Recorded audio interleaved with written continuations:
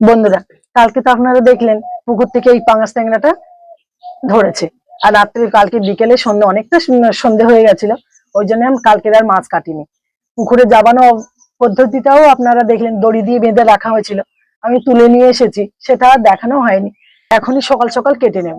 পুকুরের পাঙাশ ট্যাংরা তো খেতে খুব সুন্দর টেস্ট হয়। এবার এটাকে আমি কেটে নেব। এই তিনটি কাঁটাগুলো যা শক্ত, না তো আর কাটতে অসুবিধা হয় না, একদম জ্যান্ত হয়ে আছে।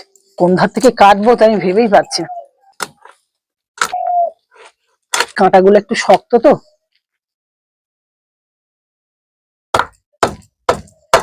এই প্রথম আমার চ্যানেলে এত বড় মাছ কেটে আমি দেখাচ্ছি, আবার নিজস্ব পুকুরের মাছ। কাটতে তো বেশ মজাই লাগছে, কিন্তু শক্ত কাঁটাগুলো কাটা না পর্যন্ত আর কাটতে পারছি না।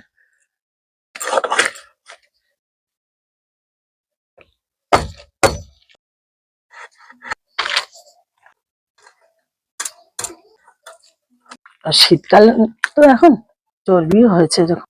বন্ধুরা, আমার মোট এতগুলো পিস হয়েছে, এবার আমি কাটাও হয়ে গেছে, এবার আমি ধুয়ে আনবো। বন্ধুরা, মাছ কেটে ধুয়ে রান্নার জায়গায় চলে এলাম।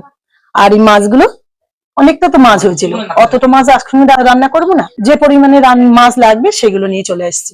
এবার কেমন ভাবে রান্না করে আপনারা দেখতে থাকুন, আশা করছি ভালো লাগবে।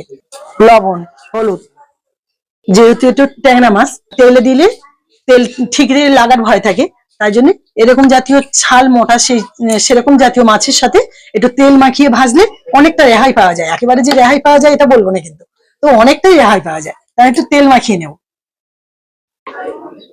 তেল, হলুদ, লবণ হাত দিয়ে ভালো করে করে মাখিয়ে নেবো, দু পিঠে যেন ভালো করে মাখানো হয়ে যায়। আমি সর্ষে তেল দিয়ে রান্নাটা করব।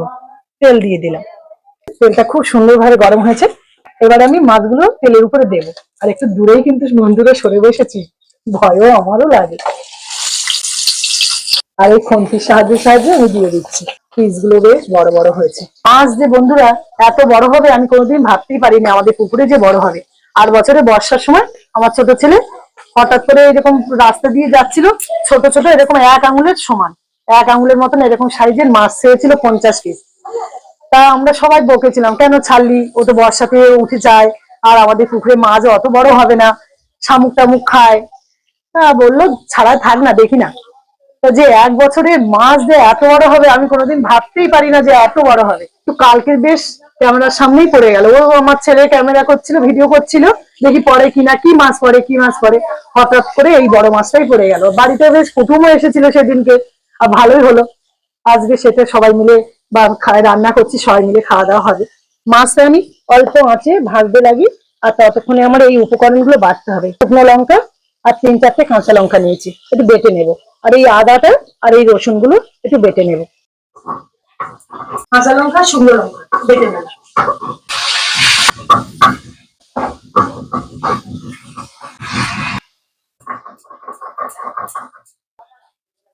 লঙ্কাটা বাটা হয়ে গেছে, এবার আমি তুলে নেব।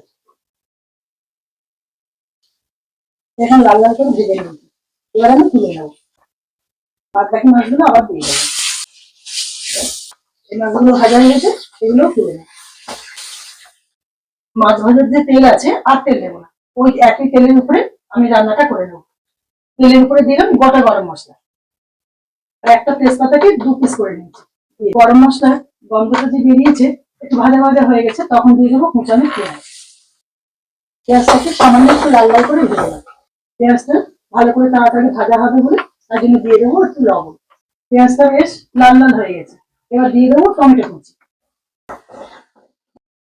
রসুন বাটা, রসুনটাকে একদম মিহি করে বাটি, আদা বাটা আর শুকনো লঙ্কা বাটা। মশলাগুলো ভালো করে কষিয়ে নেবো, কালারটা যাতে ভালো হয় এর উপরে দেবো হলুদ গুঁড়ো। মশলা কষানোর পরে তেলের উপরে হলুদটা দিলে কালারটা সুন্দর, কালারটা ভালো হওয়ার জন্য আর আবার দিয়ে দিয়েছি কাশ্মীরি রেড চিলি পাউডার, খুব সামান্য ঝাল লঙ্কার গুঁড়ো। এবার দিয়ে দেবো ধনে গুঁড়ো, জিরে গুঁড়ো, ভালো করে মিশিয়ে নেবো। মশলাটা খুব ভালো করে কষানো হয়ে গেছে, এবার দিয়ে দেবো জল। আর মাছ তো সুন্দর করে ভাজা আছে, বেশি তো আর ফোটাতে হবে না, আমার পরিমাণ মতন আমি জল দিয়ে দিচ্ছি। এবার আমি ঢাকা দিয়ে দেবো। গ্রেভিটা ফুটে উঠেছে, এবার আমি মাছগুলো দিয়ে দেবো। বন্ধুরা দেখুন, কালারটাও সুন্দর হয়েছে, আর গ্রেভিটা আর শুকনো করবো না, এরকমই রাখবো। এবার উপর থেকে কোচানো ধনে পাতা কুচি, আর দিয়ে দেবো খুব সামান্য গরম মশলা গুঁড়ো। প্রত্যেকটা মাছের গায়ে লাগিয়ে দেবো, নিভিয়ে দিয়ে 1 মিনিট মতন ঢাকা দিয়ে রাখবো। বন্ধুরা এবার আমি তরকারিটা নামিয়ে নেবো। দেখুন বন্ধুরা, কালারটা তো খুব সুন্দর লাগছে, খেতে না জানি কত সুন্দর লাগবে, লোভনীয় হয়েছে। বন্ধুরা দেখলেন তো কিভাবে রান্নাটা করলাম, এইভাবে রান্না করবেন, আশা করি আপনাদের ভালো লাগবে। বন্ধুরা আমার যদি এই রেসিপিটা ভালো লেগে থাকে আমার চ্যানেলটিকে একটা সাবস্ক্রাইব করে দেবেন, কমেন্ট করবেন, বন্ধুদের সাথে বেশি বেশি করে শেয়ার করবেন। আজ তবে আসি, দেখা হচ্ছে অন্য কোনো রেসিপি নিয়ে অন্য কোনো ভিডিওতে। সবাই ভালো থাকবেন, সুস্থ থাকবেন, টাটা।